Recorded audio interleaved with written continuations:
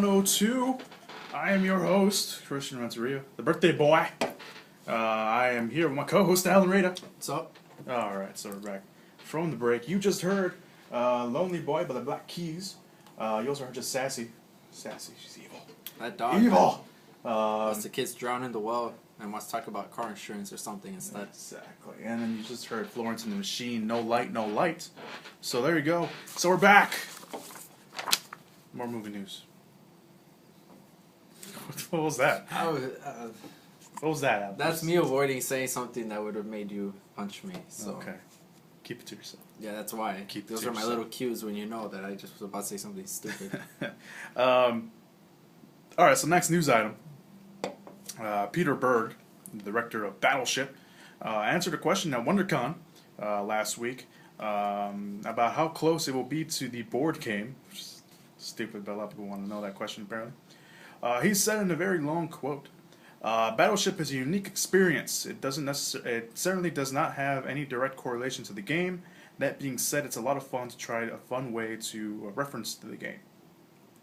If you look at the ordnance that the enemies use, it's like it looks a bit like the pegs. Which is true. One of the trailers you can actually tell it looks a lot like the pegs. Both of our ships, radar systems have trouble seeing each other, so you gotta try to predict where the enemy is, so that you can go after them.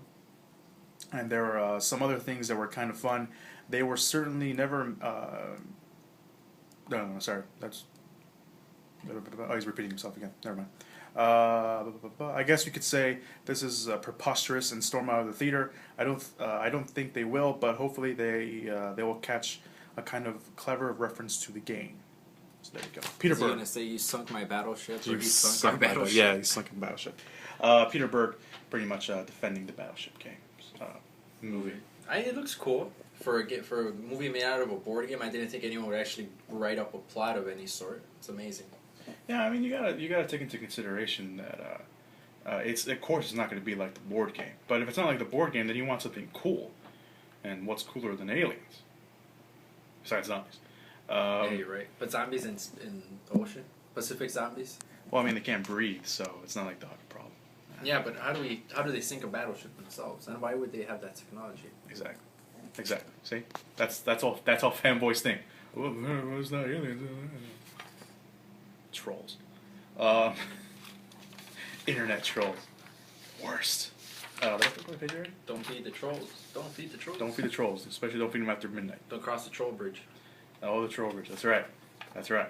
Alright, next news item. Warner Brothers has optioned the film rights to the Fourth Realm trilogy, a best-selling series by dystopian novelist John 12 Hawkes.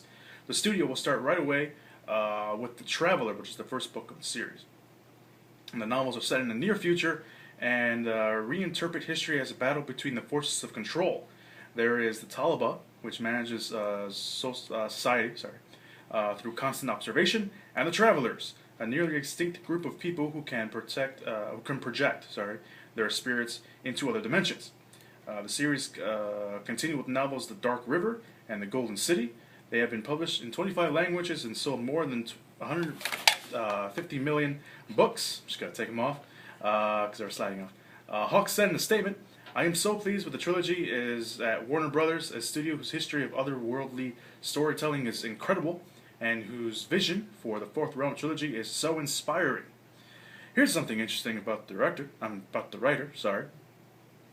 The author himself is an interesting story, as his books are bestsellers, but has maintained such a lower profile than his life and identity are mysteries, including his real name. Because his real name is not John 12 Hawks. How does he communicate? John. Shut up. How does he communicate? By email or by untraceable satellite calls, for which he can use a voice scrambler.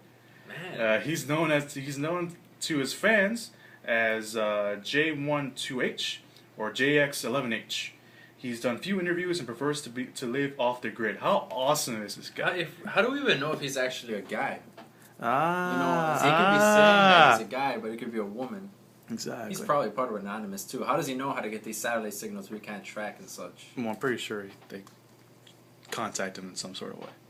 Because apparently he has an email address that people can find, so it's not, He's gonna do like a live action feed where he's wearing I think Joe the Fox mask. What's that called? The Guy Fawkes mask. Yeah, the Guy Fox mask. It's like, oh hi guys, this is my real face, and he's gonna have the Guy Fox voice. So Nice. yeah, tell you, we don't know who he is or she.